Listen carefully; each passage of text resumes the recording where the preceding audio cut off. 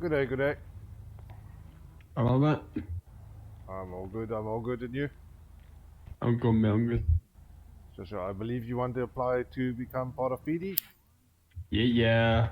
Well, first thing first, can you take off your mask, please? Yeah, sorry about that one. There we go. Bit Good. cold, wasn't it? On the flight.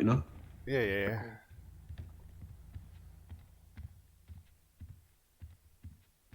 Now please follow me through it.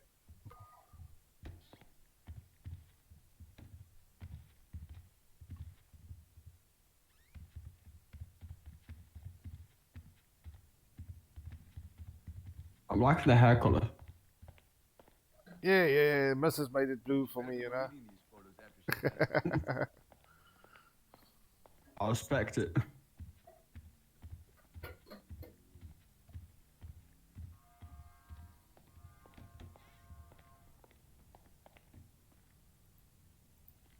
Just have a seat at the table here for me.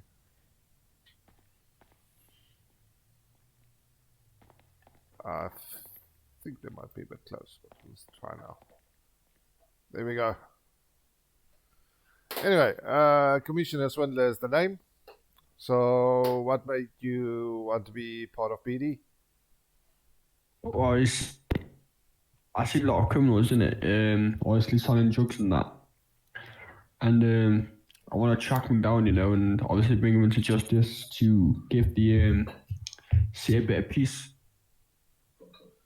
Okay, tell me quickly. Let's start with the beginning. What's your name there, please, sir? Lucas White.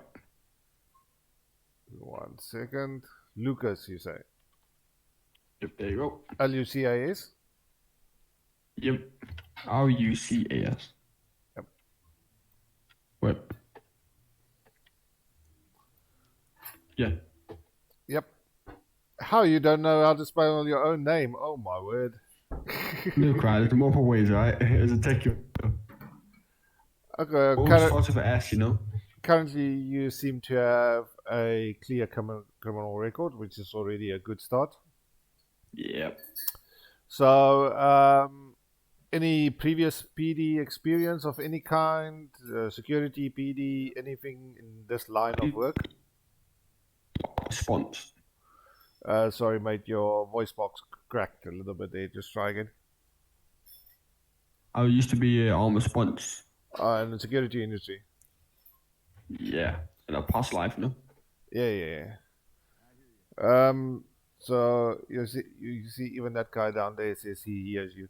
Um, so um, so what we normally would do is we'll have you shadow an officer for a day or two, just to Yeah. familiarize you with all the paperwork and the procedures and all that kind of stuff. Yeah.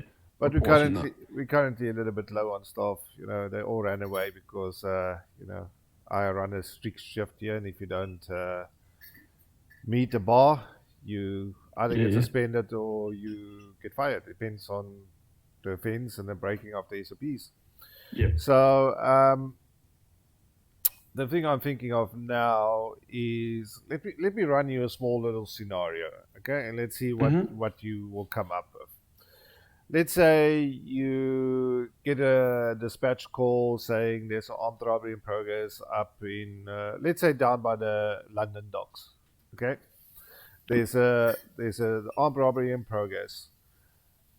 How would you approach the scene? So obviously I'll go down there, lights, sirens, all that. I'd obviously assess the situation once I turn up. See what's going on, see how many cars there is, see if anyone else is there for their backup. And Okay, then I'd also call in. let's say it's 3 suspects and they've got 2 hostages. Okay, so obviously I'll call backup obviously because armed response, it's armed situation. Yeah. And I could have taser this time. You never know. It's always good to have backup as there's 3 individuals, so there's only me. Yeah. I'd wait for backup to arrive, and then I'll start to negotiate with them, seeing what I can Okay. do to get the hostages out safe. Let's say they want to negotiate for something like a helicopter, for example. I would obviously radio into the higher ups yourself, and I would ask if that is a thing that we could do. Okay, that's a good option. If you had to make the decision, would you give them a helicopter? It depends on how long I have to do it. Personally, Because it I ain't would. easy to source one. Yeah, exactly. And also, as long as they don't take the hostage in that helicopter, because then we've got no chance of rescuing that hostage. Remember, in that Yeah, true. situation, your first priority is not the perp, it is the hostage. Yeah, Our mission is to serve and protect, not to serve and kill. So yeah, our priority is always to save lives, even those of the criminals. yep, So we will only escalate the situation if no other choice is given. In other words, if they've got knives and bats and that kind of stuff, you use your tasers. cases. Yeah, If they use guns, you're allowed to use lethal force, but only if they start shooting at you. yep, Okay, because let's say they're just carrying the firearm in their hand, um, mm-hmm. pointing at the suspect. You're not going to start shooting because the finger can slip and shoot the suspect. Yep, So um, if you're alone, which hopefully won't happen, but if you're alone and you get to that kind of mm-hmm. situation, you will first secure the hostage before you start chasing and all that kind of stuff. Yep, To give you a little idea of the vision for PD at the moment, we will have multiple different divisions from crime investigation division to the ARU to, we'll have traffic unit, all that kind of stuff. Okay, yeah, yeah, we already we, in, how can I put this? Already have all the equipment and vehicles and stuff on order. It's just with the mayor's office right now, but all that stuff is basically available already. It's just a matter of yep, getting the right people for the right job. Because not everybody wants to do CID because there's a lot of paperwork in CID and a lot of analyzing of crime scenes, that kind of stuff. yeah, yeah, Um, and for example, CID themselves will not necessarily always be in shootouts and where the action are. They are more the people that will, together with our ARU, if it's a dangerous criminal, go and do the arrest warrants, that kind of stuff. But yes. Okay, bounty hunters in a way. yeah, CID is basically more in the background kind of work and do Mm. interviews, that kind of stuff. Where our we will have our normal patrol division, which is where if we decide to take you, you will be appointed at. You will start as a constable. Okay, you will not be allowed to use any kind of ARs. We only You're only allowed to use pistols. ARs are restricted to the ARU and our rapid response teams. Yep. But obviously, you can work yourself up to there. You don't have to be a constable for the rest of your life. Have some Yeah, yeah. ambition. Then also, like I said, our first priority is always safety. I know some coppers can get a little bit trigger happy at times, but Uh-huh. we're not here to play Rambo. We're here to play hero. We want to save people's lives. We don't want to take Yeah. it. Okay. And it's always better to apprehend a criminal when they're alive than rather take them to the morgue. Yep. Yep. So okay, then also you have to give them basically the Miranda rights. You don't have to know it off by letter for letter, but basically any criminal has the right to remain silent. Anything they say can and most probably will be used against them in the court. Okay, and they have a right to an solicitor representing them. If they don't have one of themselves, the state can appoint one to them. So Yep. how it works in those kind of situations is you do charge the criminal, you do send them to jail. If a judge is available, there can be a bench trial to determine whether or not the criminal is actually guilty, if there's enough evidence against the criminal, and that kind of stuff. We do not do double jeopardy. In other words, if you been charged with a crime, you can't be charged with a Yeah. crime again. So when you do charge a criminal with a crime, make sure you've got all your facts right, that you've got a 100% solid case. Otherwise, it might be better just to send them to community service or something like that until further Yeah. investigation, and so we can get a more solid case against them. You have a lot of equipment to your disposal. You've got a camera. The camera is via wireless connected to our database, so any pictures you take with the camera and so on can be accessed later for evidence purposes or that kind of stuff. Yeah.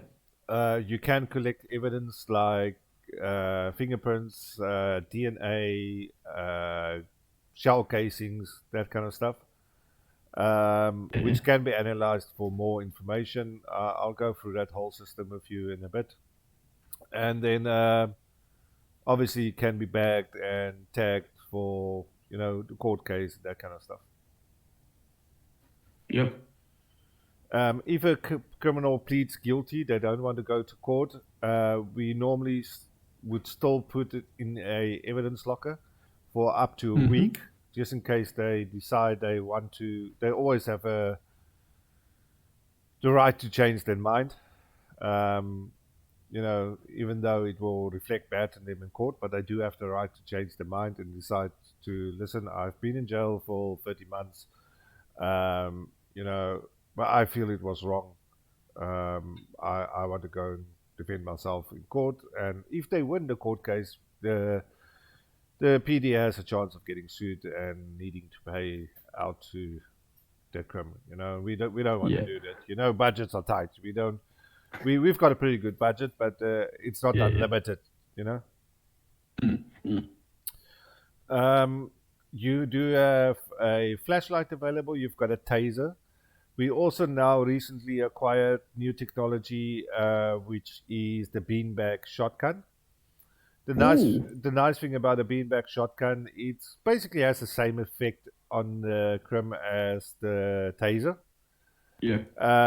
But you can actually shoot it through a car window. But obviously Mad. the car is not allowed to be moving at that point of time. Oh yeah. You're not. I will show you the SOPs. They are readily available in our mobile database. I will show you how all of that works and stuff. Yeah. So, but I'm pretty happy to give you a go. All we ask is keep up your shift times. That will be good. And don't think you Rambo, and always value your life and always value the crims and hostages' life. That's I have a the question major. though. Yeah. So you know how to shoot the car when like it's moving right the beanbag. Yeah. What if you shoot as you shoot and they start moving? No, that's fine. No. Okay. But if you actually hit them, they will fall out of the vehicle. Oh, okay. They're not able to drive. They will fall out of the door. Okay. It has quite a bit of an impact. Obviously, before you deploy a taser, you have to say, give ample warning. You can't just deploy a taser unless the guy, just storms you and you don't have time. But ideally, you have to warn them. If you don't comply, I will taser you. When you want to deploy, you use the words taser, taser, taser. That gives the guy his last second chance to submit, or also it lets the other officers know in the area, stand back, you got a tase. Yeah. For their safety as well. Yeah. Beanbag shotgun works basically the same. it, like I said, it works like a taser. It just has a bit of more of a kick to it. It Yep. does minimal injuries to crims. So obviously the less lethal ways. With beanbags and tasers, you follow the same procedures. You know, don't use the taser in water. Don't tase somebody from a moving vehicle. You know, the basic Yeah, stuff. yeah. You know. Um, so as a constable, you do not have access to high-end police vehicles, but these are not too bad either. Yep. But they are not Mustangs and Subarus and Oh. stuff like that. Okay. Yeah, As you rank up, you will automatically get access to more and better vehicles. When you specialize in things like ARU has no access to interceptors because that's not their job. yep. Um, Basically, the interceptor division will have, and then obviously a high command has access Yeah, to everything. But you will have things like the Skoda, the X90 Volvo, you know, that kind of stuff. They're not bad, eh? And I believe they are going through our mechanic shops pretty soon oh man. to be revised, you know, just to make sure they can keep up with crumbs. Yeah. Um, when in a chase, there is a way whenever you pull over somebody for a traffic stop. There is a way to report it via the mobile database as well. That will tell all other officers on scene where you are and which vehicle you've pulled over. Yep. So they will automatically, if the you know, always even with a traffic stop, always try and get another vehicle close to you, Yeah, reporting yeah. that you're in a traffic stop. You know, you never know. It could be a wanted criminal. You don't know. Yeah, until I go to speak with the person, obviously. Yeah, but obviously you will be in charge of that scene unless you need to hire up to take it over. Yeah, yeah. Same with we will later on have dedicated negotiators, but at the moment the budget's not quite there for it. So at the moment, if you Yeah. first on scene, you do the negotiation. Yep. Even if a sergeant comes there after you, you're still doing the negotiation because you've built up a level of trust with the crew. Hopefully. Right. Also, we do have GPS trackers now. Whenever you're on Oh duty, man. you carry it in your pocket. You make sure it's switched on and that your call sign has been Yep. specified. Sorry. Um, the only thing about that, it only works until the criminal takes it off you. So make sure you Yeah. don't get kidnapped or anything like that because they are physically able to remove all comms and tracking. It's not just to say don't. Oh. They don't have to say, hey, don't use your comms. They can actually go into your inventory and remove all your comms, including your GPS tracker. God damn. Yes. Very techy. Yes. We try and stay up with the times. You know, keep up with the times. You know? Yeah. Okay. Range. So you happy with this stuff so far? Yep. Okay, and you're still interested? There's still something you would like to do? Okay. Let's go take a walk to my office so we can get your paperwork done for your employment, etc. What's Yep. this guy doing here? What's your phone?